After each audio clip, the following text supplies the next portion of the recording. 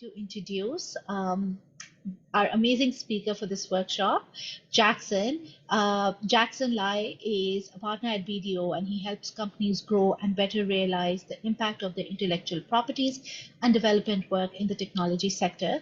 His mission is to promote R&D and make it easier to become an integral part of companies and by extension our economy. He does that along with the help of his team at BDO by advising clients on their R&D efforts, refining best practices, identifying impactful innovations, and navigating through funding opportunities and tax relief strategies.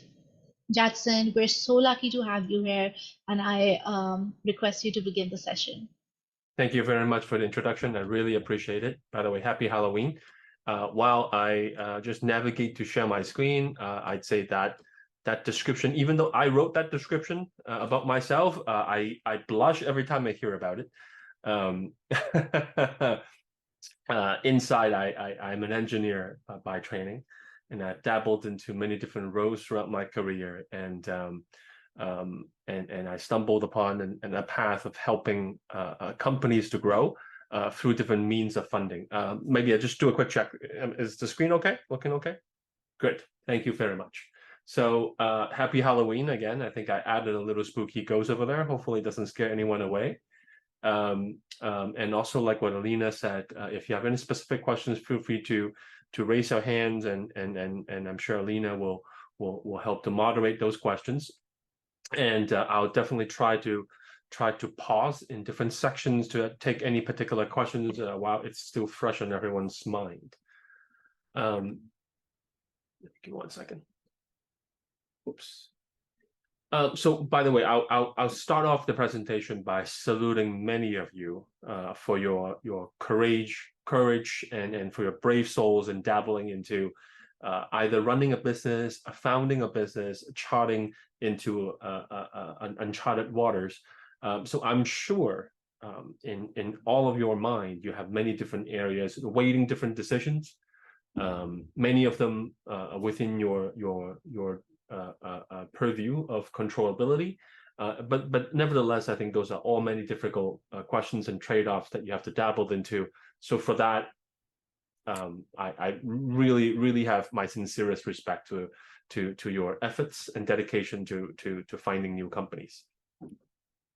Having said that, I think, like I said, there are many areas of the business running that you have control, but also there are also many uncertainties that may or may not be within your control, like shifting market landscape. And I don't have to be telling you, in the past 9, 10, 11 months or so, AI has been sparking up different conversations here and there. It's definitely changing how the market is perceiving different companies.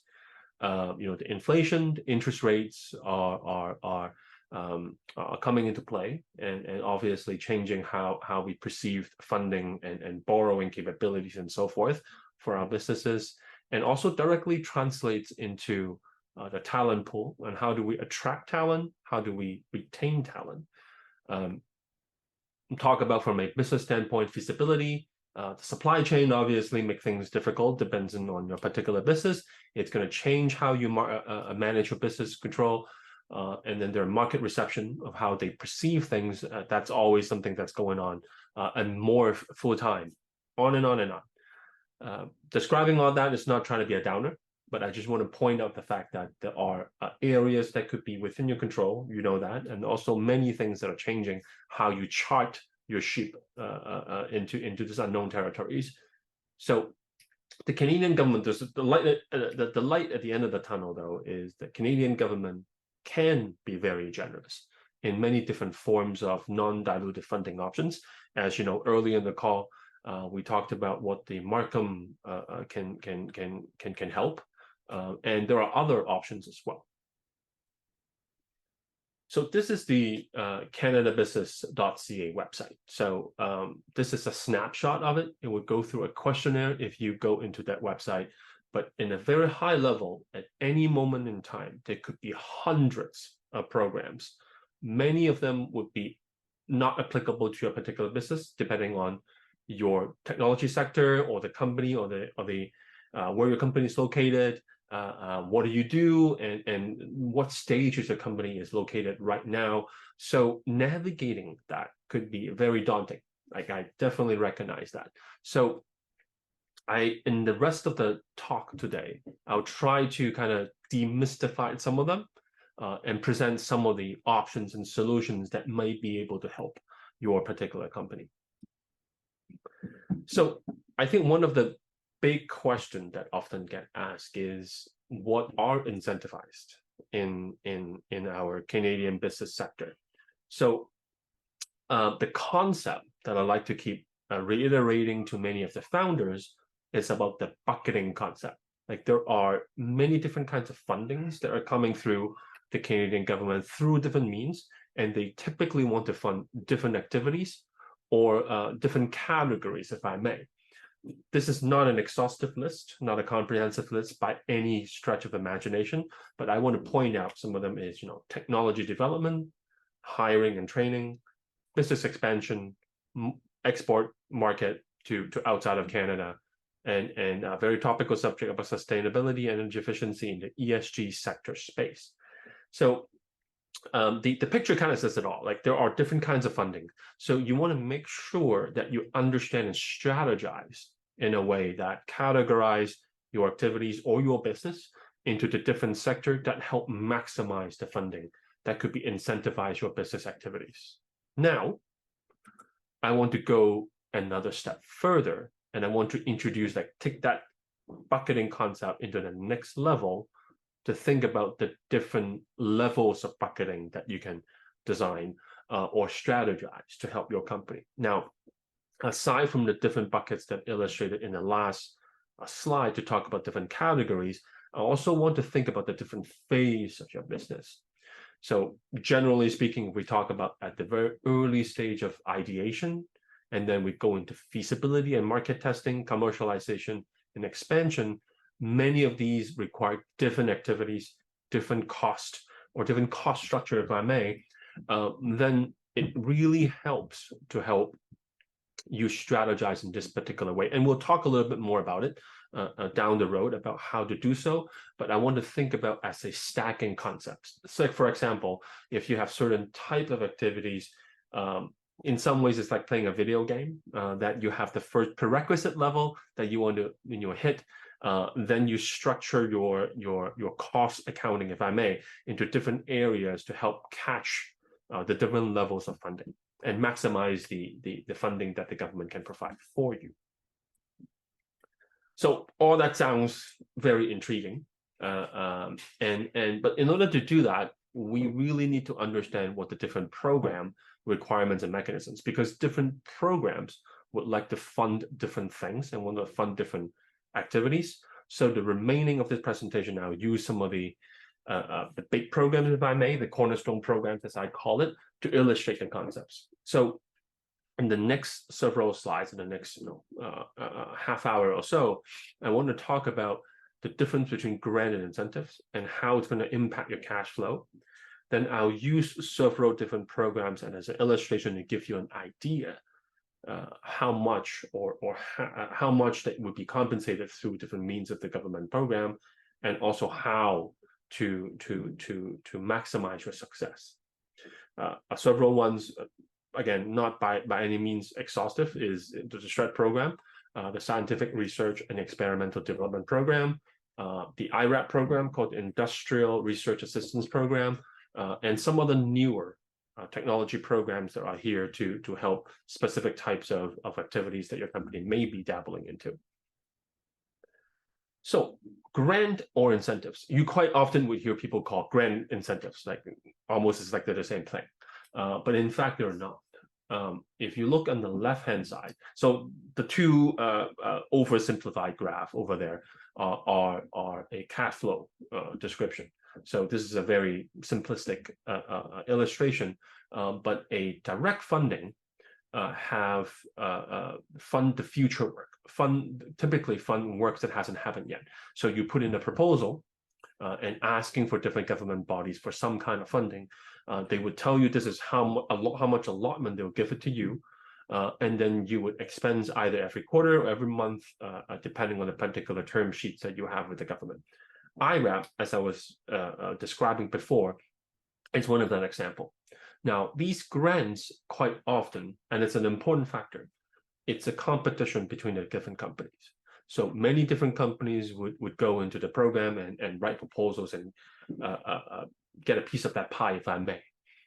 So the implication of that is there's quite often have a window of opportunities. There are deadlines, and also when the funding runs out, it runs out for that particular period of time. Quite usually lined up with the federal budget, which is April 1st.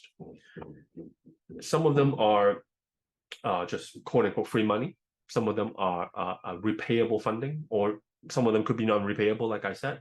So the devils are on the details for that. But the beauty of it is the grants look forward. So it would help your cash flow moving forward. Tax credit, on the other hand, is the one on the right-hand side, is what we call the spend first and claim later. Quite often is coinciding with your company corporate tax return period. It doesn't have to be the calendar year, by the way, it depends on your particular company. You can pick whichever date you want. But the implication that is you would acquire that funding first through other means, and then towards the end of the fiscal period, you make a claim. Which is, as you can see, there's a cash injection that comes in through the corporate tax return. SHRED is a biggest, I would say, actually is the biggest funding program in Canada to help fund this particular sector of work. Now, the major differentiation between grants from tax credit is that there is no competition funding for that funding. Using SHRED again as an example, the Canadian government set no caps into how much you can claim and how much money they will give out for any particular year. So you're not competing with the next company within the same field. But obviously in that, and we'll talk about that later, in exchange of that generosity, there are nuances in what they classify to be eligible and non-eligible. Jackson, there's a question. Yes, please. Yes, please. Miguel. So, thank you. I was just speaking with somebody from the CRA in terms of SHRED, and I wanted to get your feedback on this as well. The most companies that do SHRED proposals charge, I think it's like 10 or 20%. And I heard that these companies don't necessarily really help you because SHRED is accepting most proposals. 80% of proposals get accepted if you were to just do it direct versus using these companies. Is that correct, or can somebody provide some feedback on that? I can comment on that. I'll comment on two different ways. How about that? So if I'm quantifying the program, for example, CRA administered the funding through SHRED, and also they do audit and reviews through any applications. So in any particular year, there's roughly about 60,000 claims that go into the SHRED program, and CRA gives give away, quote unquote, about $3.5 billion each year. Out of that pool, about 80% of those will go in without any correspondence of CRA. So about your comment about most of it, I can quantify that. It's about 80% of the companies will not get any contact points with CRA, and here's your submit the claim and here's your money. So that part it jives with the statistics. Having said that, CRA are very stringent about what they consider to be eligible, and also about what they consider to be eligible or sufficient documentation. So there are nuances to that, which I'll talk about a little bit more later, but just to answer your question directly. So if you fall on the wrong side of the fence, if I may, that they deem you to be non-compliant to the program, they will knock on your door every single year. So I'll comment that I am a SHRED practitioner, so I'm biased. So to say the practitioner at no value, I think I'm going to disagree with that. But the sentiment is true, that there are many companies who would go in without any contact point on challenge with CRA at all. It's a bit of a toss up if you're not prepared for it, though. How does that sound? Perfect. Yeah, and I'll talk a little bit more about eligibility, then you'll get you a little bit more idea about what the best practice is, and I'm happy to take more questions after that. But by the way, so any other questions? Yeah, there's one more question in the Sure. chat. Is outsourcing outside of Canada incentivized for funding? Short answer is no. The many different programs, it's trying to incentivize Canadian companies to grow in Canada, and one of the major prerequisite or requirement is for the work to happen in Canada, meaning that either is a T4 salaried employees, or even if you outsource that work outside of the company through contractors, those contractors were quite typically required to be residing in Canada. Got it. Thank you, Jackson. Those are all the questions. Great, great. This is an interactive group. I love it. Like, people are asking questions. Love it. Yeah. Love it. So I would right back to the point about the SHRED, the Scientific Research and Experimental Development Program. It is the largest, I think, bar none, the biggest government of Canada program supporting a particular sector which is involved in research and development. I'll comment a little bit later, not all research and development falls into that. And like I said before, there are roughly about $3 to $3.5 billion, 16,000 claimants, the claimants being companies, way more than that in terms of SHRED projects, if I may. And many of these programs are funding technology development, or strictly technology development. I can call it that. Let's quickly talk about numbers, because that usually get people's attention. Is what you see on the chart over there is the best case and the worst case scenario. And the best case and worst case scenario depends on several factors, but one of the major factors is how your companies are being owned, which the Canadian government wants to foster Canadian company growth. So CCPC, or Canadian Controlled Private Corporation, receives the best case scenario case over here. So in that case, for salary, you could potentially get up to 66% or 65.5% to be exact, of salary, T4 salaried, engaging in eligible activities. Materials rate of return is about 42%, and contractors, which is third-party contractors, which help you to do SHRED work, it's about 34%. If a company is foreign-owned, or a public company, for example, two things would happen. One is a company would lose out about a little bit more than half of the rate of return. So as you can see, the worst case scenario. You might also lose out on some of the provincial grants, which further reduce it down to about 26% for salary. But the other major factor is about refundability. So SHRED is a tax credit mechanism. So if you're CCPC, let's make it a fictitious example, that you have $100,000 worth of tax incentive or tax credit that you generate from the SHRED program. If your company owed no taxes, it simply is $100,000 refunded to your cash account. So it's as good as cash.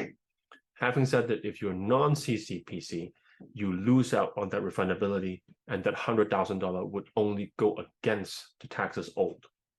So there's a major factor in the industry what we call how we monetize, help monetize, which also speaks back to the cash flow questions that we're talking about, right?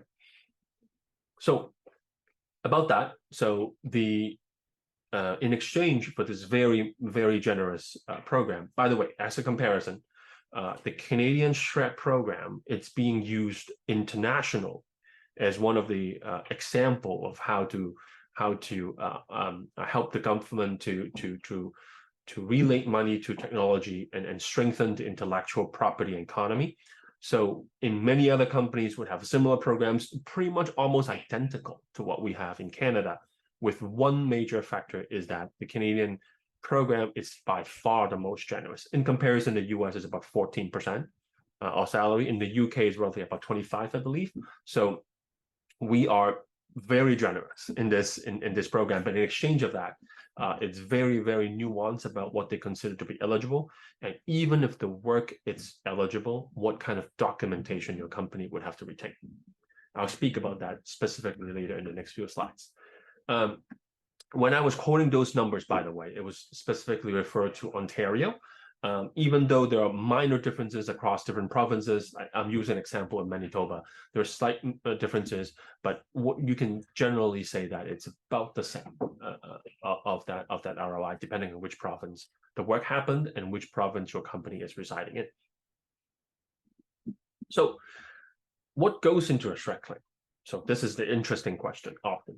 There are two parts of it, generally speaking. One part is the technical narrative. So essentially, you have to write roughly about 1,000-word essay per project. We'll talk about what project means per project to describe the technological journey that your company was engaged in that past fiscal year. Then there's the second piece. It's about the payroll information and how much cost incur in doing that. There is a hidden piece, which is number 2 over there, is what we call the time allocation, meaning you describe certain activities, you describe your journey. How did that translate into dollars and cents? So either it's material cost or contractor cost or payroll cost. You're claiming, let's say, $1,000. CRA requires you to be able to explain how that $1,000 came to be. So first, there is identifying the work that you consider eligible. Then you have to figure out a way to convert those activities into dollars and cents, which is what we call the time allocation. Now, the time allocation quite often could be, depending on what field you're in, could be lab book information. If you're dabbling into software, it could be Jira, Confluence, Git, any of those documentations. But the requirement is you need to be able to explain to CRA why you're claiming 1,000 hours. Like what goes into 1,000 hours, what documentation you have to support that 1,000 hours. So this is a very quick high-level snapshot based on the Income Tax Act defining what is considered to be SHRED eligible. They go through different types of testing criteria, that's CRA. They want to ask about the how you're doing it, and why you're dabbling into those technological challenges. And within that, they ask several different questions to determine whether the activities you present in that narrative to be considered eligible. That's a lot of words, that's a lot of descriptions, but if I can extract it to the very high level, is that SHRED is about generating new technological knowledge. What exactly is your company doing within that particular fiscal year that is deemed to be systematic investigation, that you're using a methodical approach to tackle a problem, and that also speaks to what exactly is the problem. That problem has to be technological. As an example, if you're designing a particular website or particular web applications, no one has ever done it before, it's not an acceptable answer. CRA would throw your claim out in no time. But describing the challenge of achieving the specification that you needed to achieve, talking about database speed, database inquiry, or the efficiency and the time delay and the latency and so forth, all of that could help to tell a story and then relate to the activities and then relate to the achievements that you have.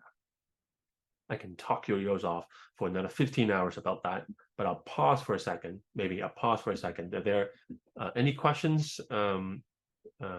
Any comments?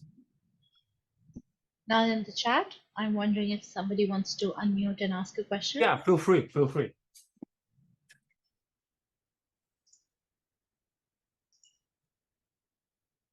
I think we're good for now, Jack. Sounds good.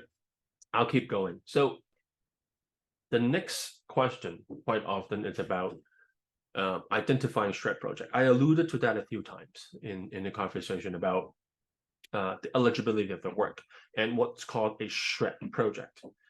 In a nutshell, CRA disagree that a commercial or a customer project equates a SHRED project. They're not the same thing. You have a business objective that you have to serve either for one customer or multiple customers. and underneath that you're dabbling into technological challenges, you could have another project for another customer or another field of customers also sharing the same technological problem. So it's about the technology theme. So in that little cartoon diagram underneath there, you could have one business project having multiple different technological problems. So you have multiple shred projects. And you also could have, like I described earlier, multiple different business projects that have the same technological problem. So defining what a shred project hinges on three things, I would say. The technological uncertainty, whether there are systematic investigation that actually happened, or did you achieve, and the last piece is about technological advancement, what have you achieved? In evaluating those three criteria or three major areas, what CRA is looking for is anything that is not routine. So for technological uncertainty, you're dabbling into a technological problem that either you have looked outside or either in the research space or go into Google to look for a solution and you couldn't find a solution. Then you have to go through a systematic investigation approach. So it means it's not ad hoc, it's not trial and error, that you have to think about, why does it work? And why would it work? And why wouldn't it work? Like, so you start to formulate different concepts or ideas to tackle the problem. And at the end, the technological advancement means you have to learn something out of your exercise of doing this. So you might be thinking, geez, this sounds like a grade 10 lab report, then you would be right. It sounds like a grade 10 lab report. Now, one of the often comment that I get is in quote unquote the real world, when people start up companies and dabble into technological problems, they don't necessarily work in this particular fashion. They don't always sit in front of a whiteboard and say, let's chalkboard all the different solutions out. You also will be right. So which means a lot of the challenges or a lot of the nuances is to figure out your thought process and retrace your thought process throughout the entire year. And while you're doing that work, capture as much notes or information in however way that your company is tracking that information, track them down. And so at the end of the year, you could rebuild what I call the memory archaeology. You have to figure out what you've done in the last January and so forth. Also, the other question, sorry, please. There is a question in the chat. Please. When in your journey of developing a technology product should you look to apply? Sorry, can you repeat that question? Just make sure I get that right. Sure. When in your journey of developing a technology product should you look to apply? That is interesting. So I can answer in many different ways. So first is, like I said earlier, it's tied to your physical period. So let's say you have a calendar year physical period, January to December. The CRA allows you to claim for that work up to 18 months after the end of your physical period. For example, if we're talking about year 2022, January to December of year 2022, you have until the end of June of 2024 to claim the work that happened in the year 2022. The reason why I bring this up is that if you have work, let's not talk about how big the claim is, but if you have work that you want to claim, there is a deadline that you need to apply for it. Otherwise, that work is gone, right? The eligibility is simply by statutory part time period that it's gone. So if you think there is eligible work, I'd say claim it, because money's on the table. If that window runs out, then you just lose that money. So that's the first part. Second part is often is to think about where your company development journey is and where's the bulk of that work is. So we're talking about whether it makes sense or financially viable or financially makes sense for you to file the claim. Quite often is when you're most heavily engaged in the development phase. So the rule of thumb that I quite often is, there are two ways of looking at it. So one is when you look back in the year, you think, wow, I spent many of the time of the year banging my head against the wall, thinking about how I solved that technological problem or technical problem. So that's usually where you want to start claiming some of that work. Second, it's when you are, nobody likes that, is when deadlines are being slipped in terms of the development. Quite often when deadlines or development milestones are slipping, means you're dabbling into problems. Quite often that's where shred is. So two different ways of looking at it. If there's a lot of costs associated with a particular year, you want to look into filing it sooner rather than later. Second, if you are into a heavy development phase, that's also the area or the time frame that you want to file, look into filing a claim. The last but not least, I would say, it's also about when you project the work, it's going to also take off. When your company, even though I don't necessarily agree with that, but CRA often look at if the company is pushing the work into commercialization, that's where shred stops.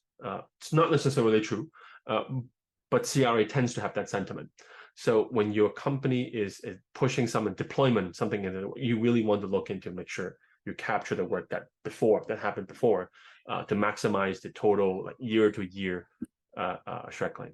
Does that answer your question? Sorry, I know it's a very lengthy answer.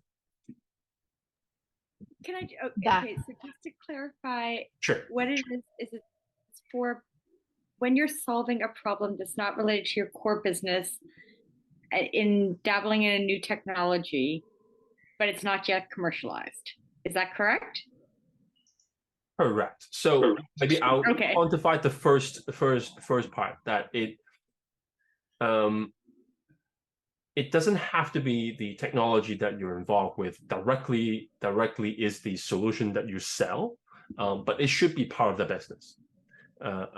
As a very crude example, I would say, let's say you're an automotive company, but you're doing software, because the software needs to help, the machines, how to put things together. So the software work, it's definitely a part of that shred, but it's not necessarily goes into the car that they sell, right? So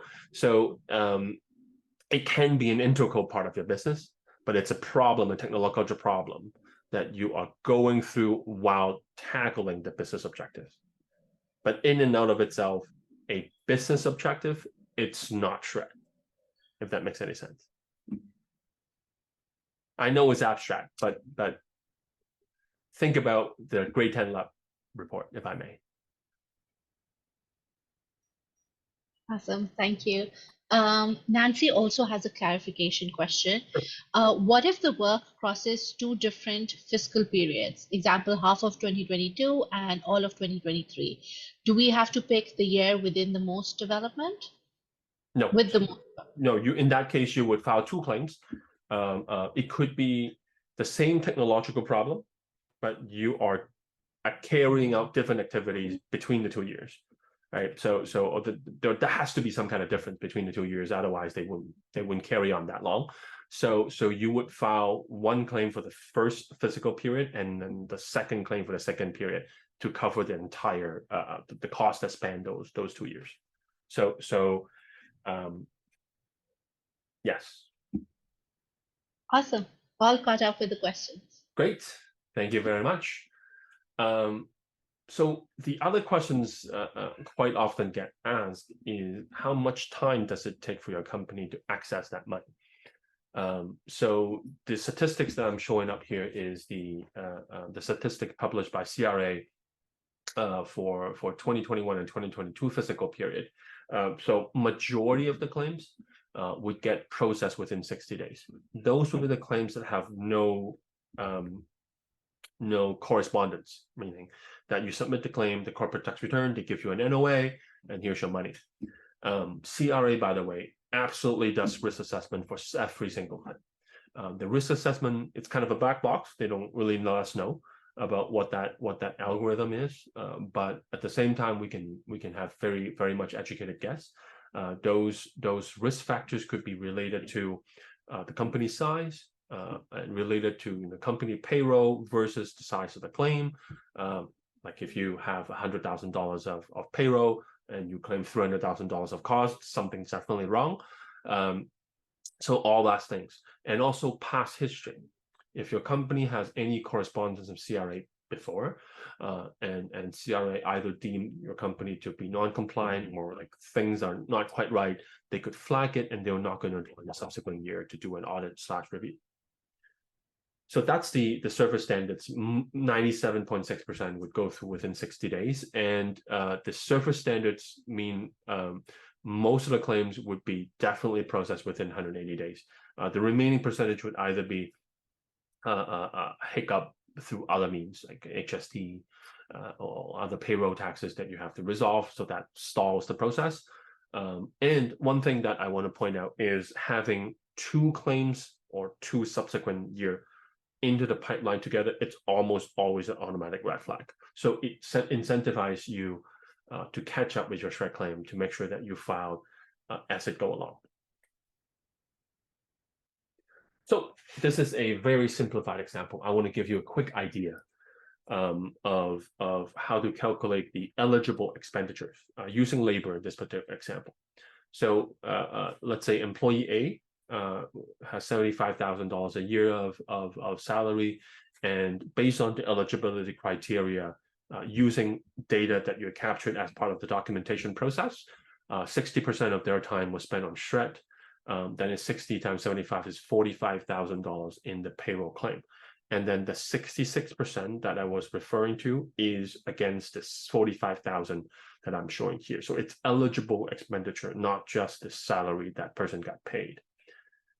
And the second example, if an employee B, even though pays significantly less compared to the first employee, if that person is deemed to be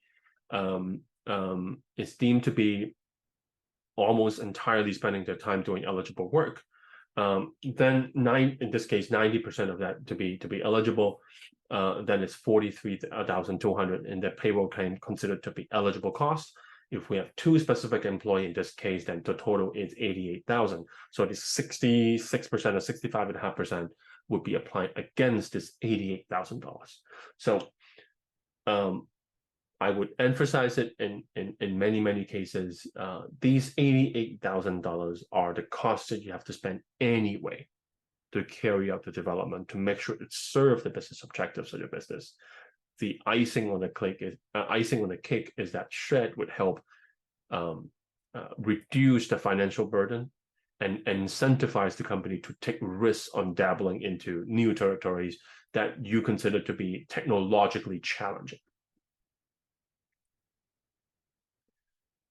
I'll pause for a quick second because I think I'll dabble into the other types of funding and talk about the stacking opportunities, but I'll pause for a second about SHRED. Any other questions there? Yes, I have Miguel? a quick question. Please. Thank you.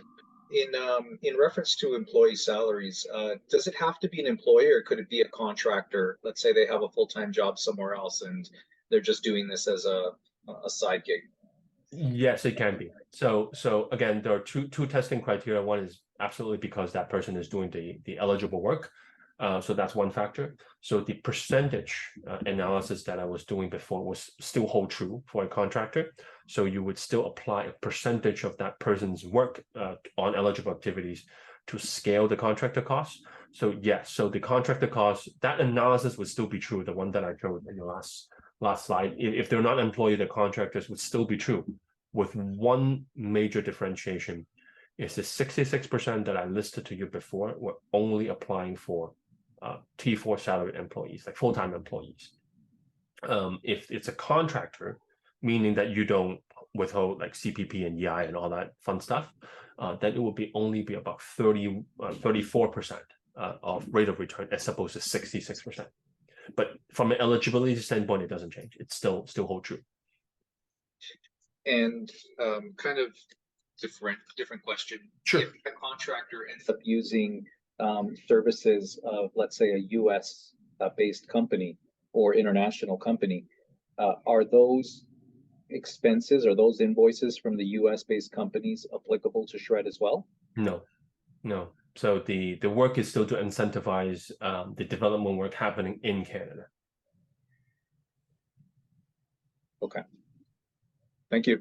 No problem. There's one question in the Sure. chat as well. Does an international student living in Ontario with a valid open work permit count as an eligible employee? Yes. From CRA perspective, I think I'll make it relatively clear. Is if that particular employee or contractor, for that matter, is paying taxes in Canada, then they're eligible for part of the SHRED claim. I said there are a lot of nuances when it comes to SHRED program, but when you remember when I said the work has to happen in Canada, so there is a minor caveat, if I can say the exception, if I may, if that person is predominantly doing the work in Canada, but for the purpose of getting work done, they have to step outside of Canada for like a short period of time, that's fine. That's fine. That's not the motivation or the spirit of the program is not to discourage people have to go outside to do some work. That's fine. It's just that portion of that work has to be less than 10% of the total claim. Got it. Perfect. And then I'm guessing even if the contractor is outside of the country, then it won't be eligible, right? So it's right. So if the contract is outside and your company is paying an out of the country bank account, if I may, to do that work, then it's not eligible. But if the contractor is in Canada but only stepped out because of having to do work for you, but stepped out of Canada for like 2 weeks to test something, for example, that's fine. Got it. Got it. Perfect. So all caught up with the question. Great.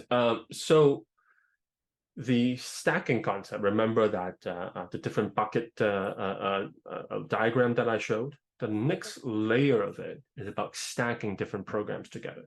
So in this case, I'm using IRAP as an example.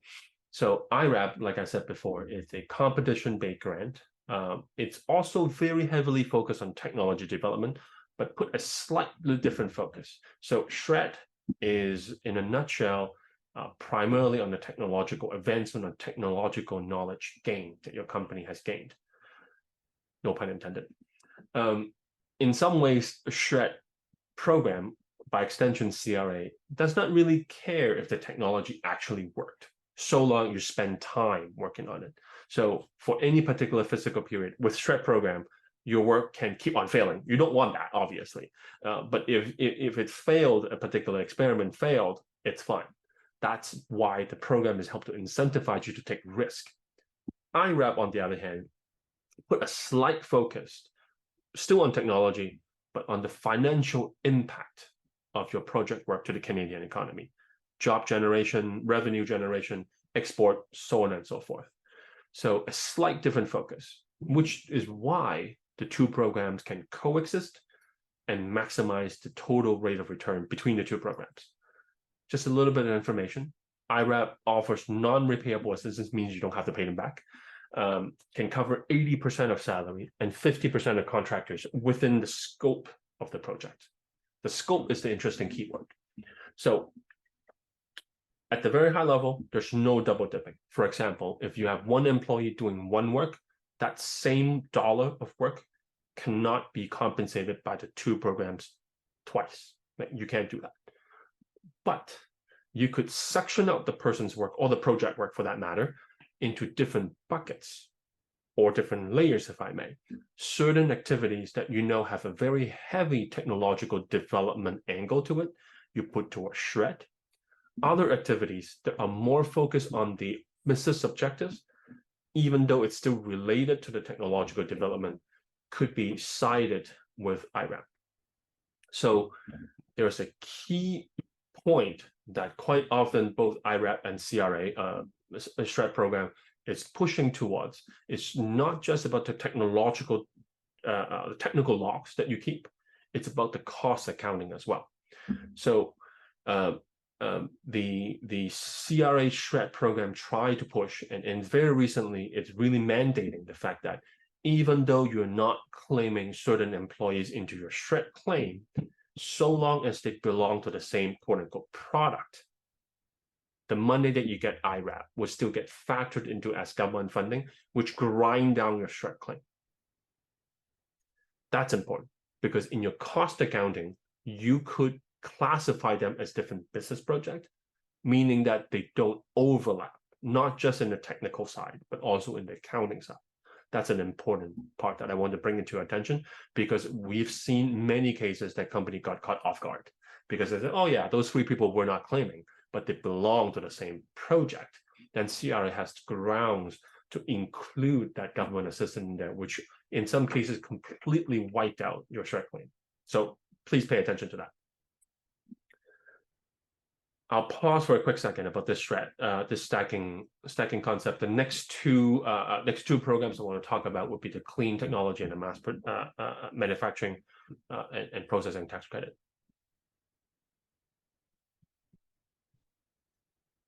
Any questions?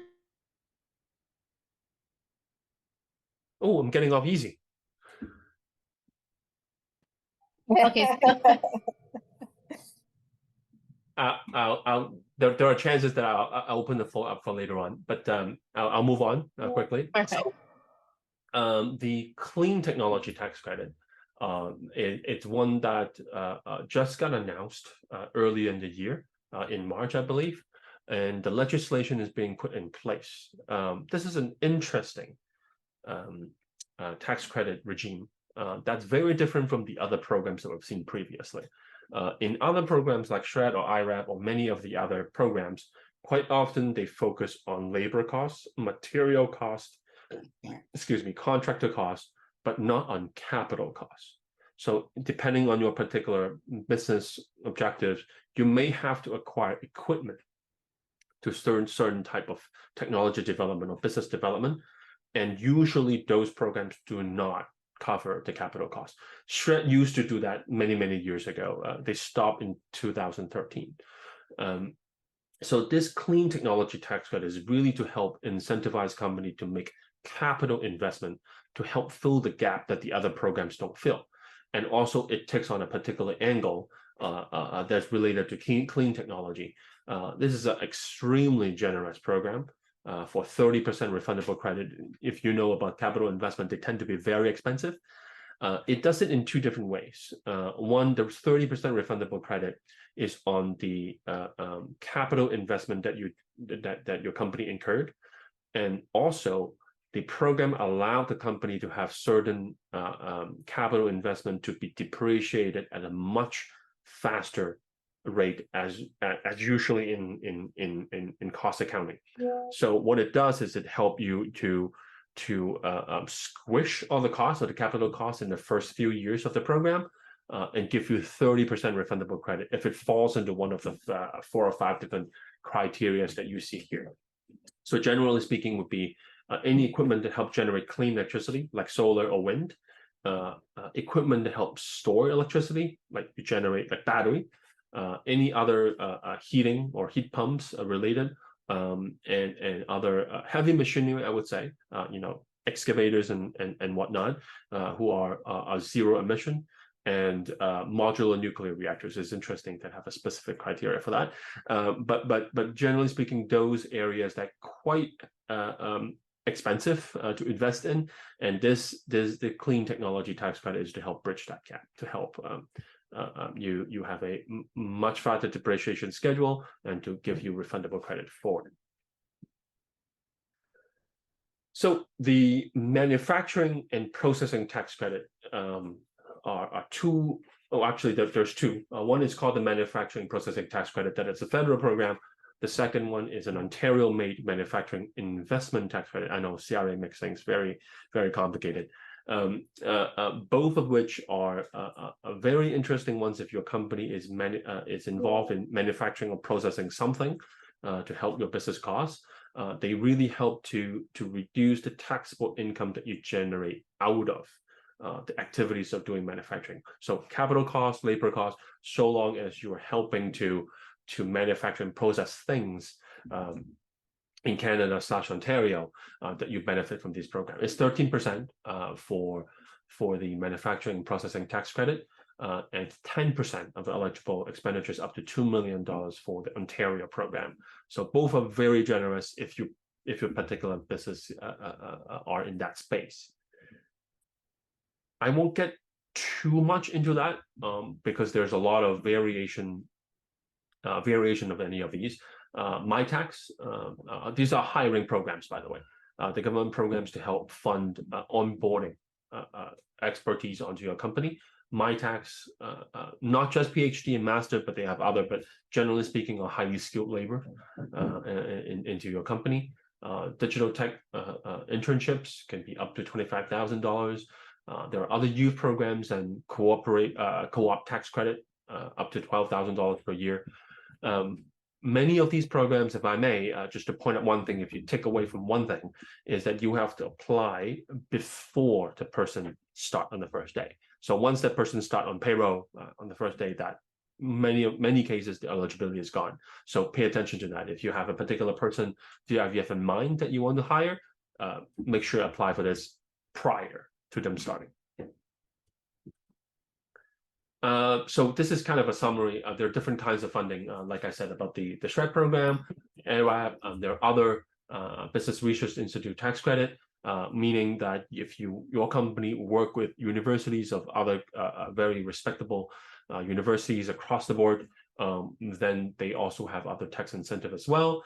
Last but not least, I won't be doing my job for plugging in. BDO has a VC pitch day every year. Pat on my back, Jackson. So we help companies to present in front of venture capitalists to get you funding as well. So I'd say one of the last slide is this. I know it sounds like a lot here, but it's about strategy. So there are a different composition of different requirements that as your company go up the ladder, like from a startup phase to growing phase, mature phase, and exit stage. There are many different things that you need to worry about, and many different areas that you can get different funding. And I think I made that comment earlier. It's kind of like playing a video game that you need to plan ahead. Some of the programs with the prerequisites you have to unlock the first phase before you go into the next. So it pays off to plan ahead. So last slide, it's a pretty picture of me, haha. So I'll open the floor for any questions. Perfect. All right, folks, we're ready for your questions. Miguel, go for it. I'll quickly before that, if you have any particular questions that you don't feel comfortable in sharing in a large audience, my email is there, or my phone number is there. Feel free to contact me. You can also find me on LinkedIn. If you want to talk about anything that is specifically related to your business, I'm happy to chat. Thank you for that, Jackson. Yeah, no problem. Sorry, I think I missed one of the questions. Yes, Miguel. So the person that I'm looking to hire as a contractor. Sorry, Miguel, we're unable to understand you. I think volume is pretty low. Sorry. Is this better? Much better. Okay. The person that I'm looking to hire as a contractor actually works at Carleton University. Okay. And so I'm wondering, they're not a professor. They work more so on the technology side. Sure. And so I'm wondering, would any of these programs like MyTax be applicable to an individual who works at a university as opposed to being a professor? So short answer is yes. So there are different routes of doing so. There are other programs, for example, like NSERC, who would probably help. There are, I believe that's called NSERC Alliance Program, where it would literally get you funding about like $25,000 in a matter of weeks that would help pay the salary of a person working for a university for you for a particular project. So that's one option. The other is MyTax can also fund the project, not the person. So there's another route of doing so. And the OBRITC, the Ontario Business Tax Incentive Grant, that I'm happy to tell you more about it. But there is another program that you would file with your company's corporate tax return for a project that you fund your in-kind support. Like for example, in this case, if you pitch in a certain amount of dollar to hire that person, that's refundable. And also, if you spend time working with that particular person, your time and material can also be a part of a claim. So there are several different options. So just for your takeaway, MyTax is possible, NSERC is possible, and OBRITC is possible. Fantastic. Thank you. No problem. Perfect. Any other questions? Alina, I had a question. Please.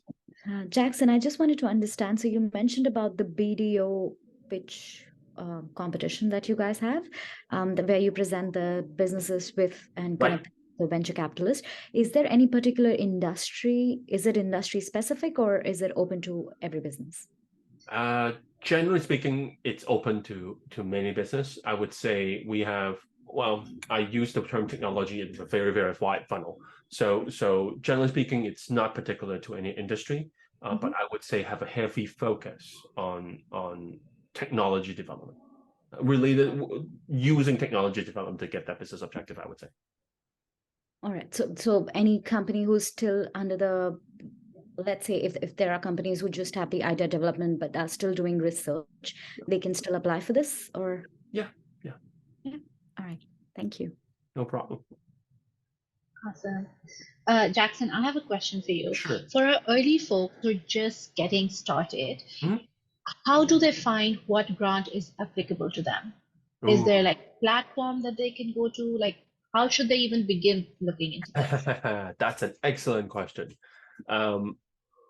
So I think earlier, I think a good starting point would be the canadabusiness.ca website. That's a good starting point, even though it might generate way more results than you have to pass through. So I think that's a good starting point.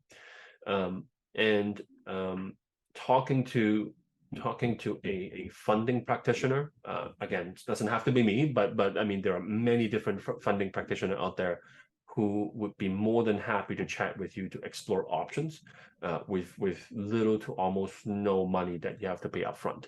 So that would be a good second step. The third step, I would say, is if your company is dabbling into some kind of technology development, I think Shred is a good starting point, because I would even call it a program that is the most leveraged by many companies. So I think that's a good starting point. And then you start, talking to your accountants, for example. They will take you into many different routes, right? And obviously, companies like Whitespace, like they have a lot of wealth of knowledge here. So I would say, start with some of the early, government website, and then go through practitioners, and then also talk to your local community. Perfect. And Jackson, you have, when talking about the clean tech, You remember where we were? sorry, I think somebody's unmuted. Oh, there we go. Perfect. Sorry about that. No problem. Where you were talking about the clean tech tax credits. When did you Yes. say they're going to be released?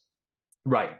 So the program, the exact details of the calculation methods for the program will be released until late in the year. So let's say the exact details of the program's calculation will be instated in 1st of January 2024.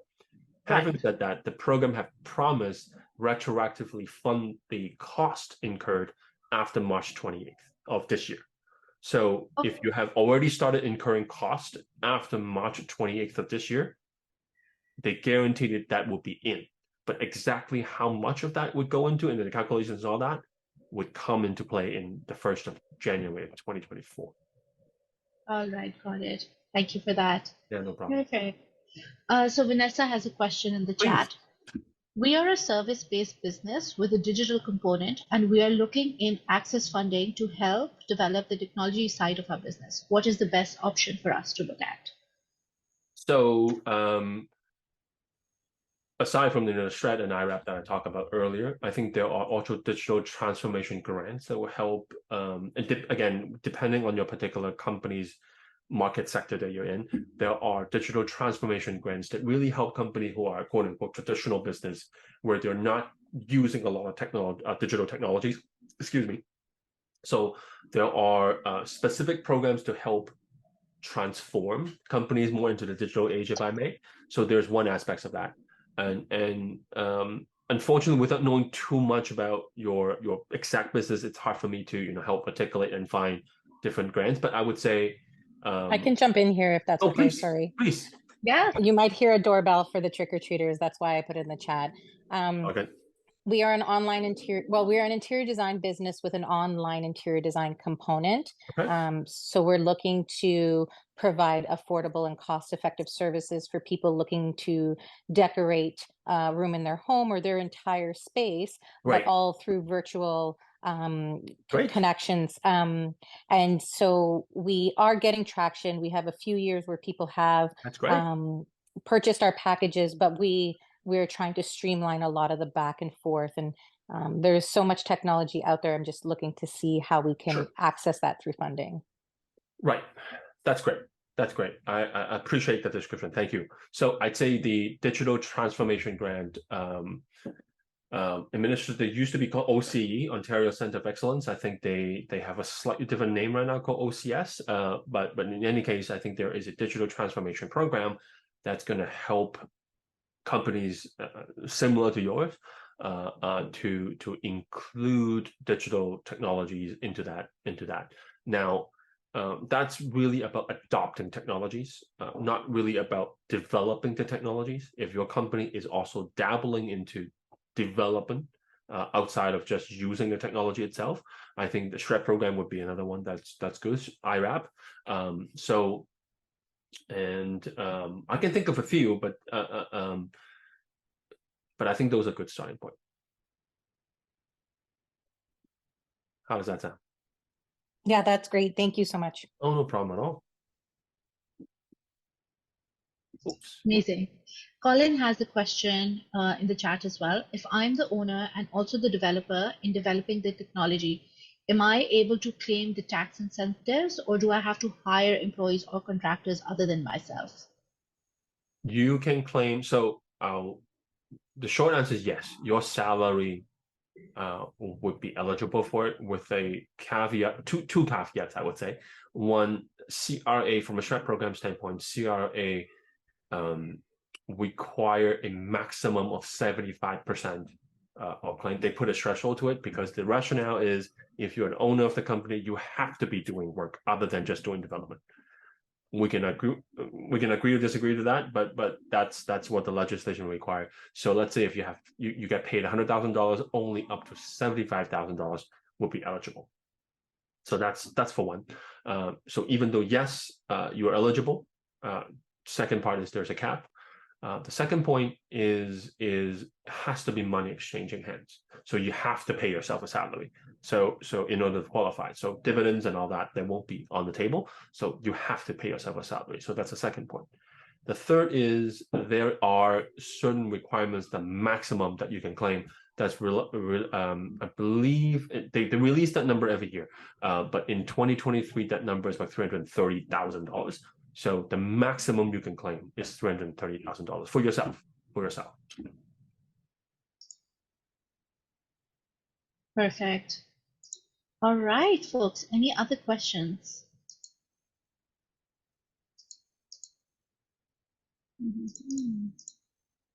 This is a really important topic.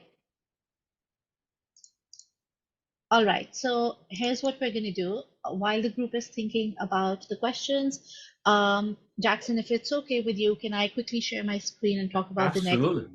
the upcoming events that we have? Absolutely. I'll stop sharing and you take it away. Thank you. All right. Perfect. I hope you guys are seeing the correct screen, right? It's the one with the image. Okay, perfect. Amazing. So next week we have a fantastic session planned, as always, for you. I feel like as being a founder, especially first-time founder, it can be very, very hard, very lonely.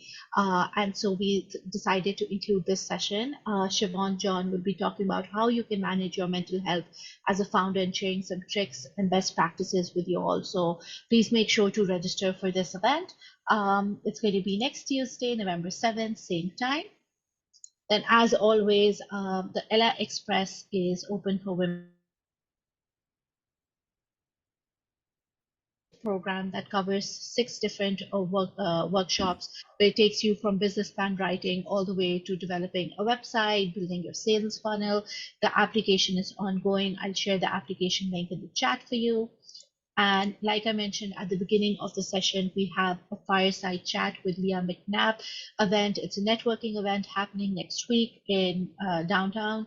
I've already shared the registration link with you all, so it'll be great to see you in person as well. So feel free to register and attend the session as well.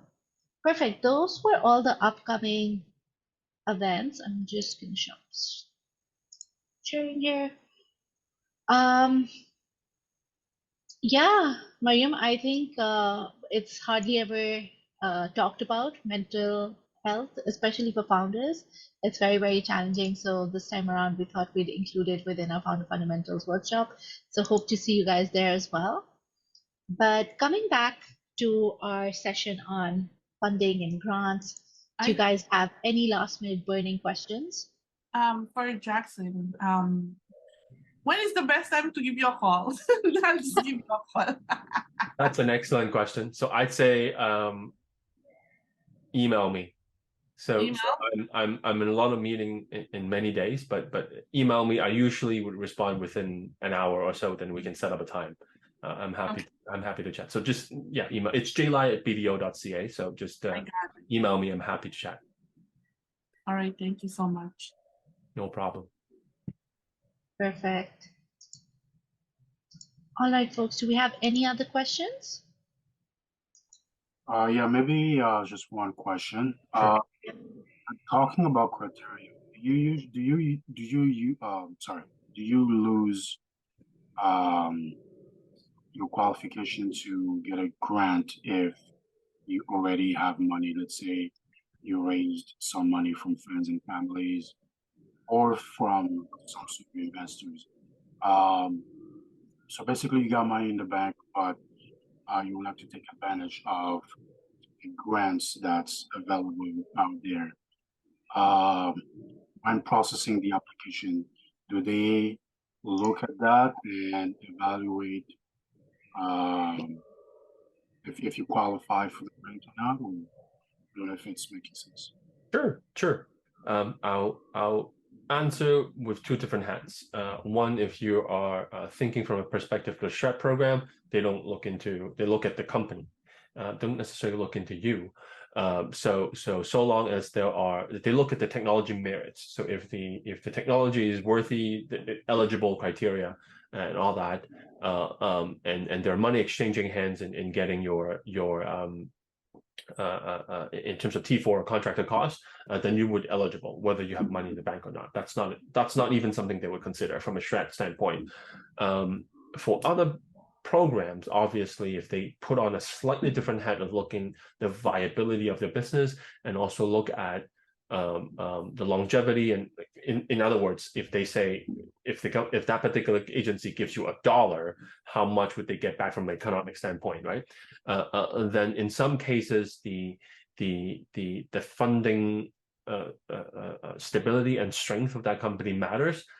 Then I'd say maybe not personally, but how much money they invest in the company does come into play. Okay, so basically they do take a look at that. For the SHREP program, no, but for other programs, perhaps, yeah. Okay. But they still look at it from the company angle, not you as a person. Right. Okay. Yeah. Thank you. Yeah, no problem. That was a good question. All right, folks, any other questions before we wrap up? Okay, Jackson, I think we're good. I think we're done with the questions. We were taking them as we were going along. So For sure. Thank you very much for having me. I appreciate it. No, thank you so much, Jackson.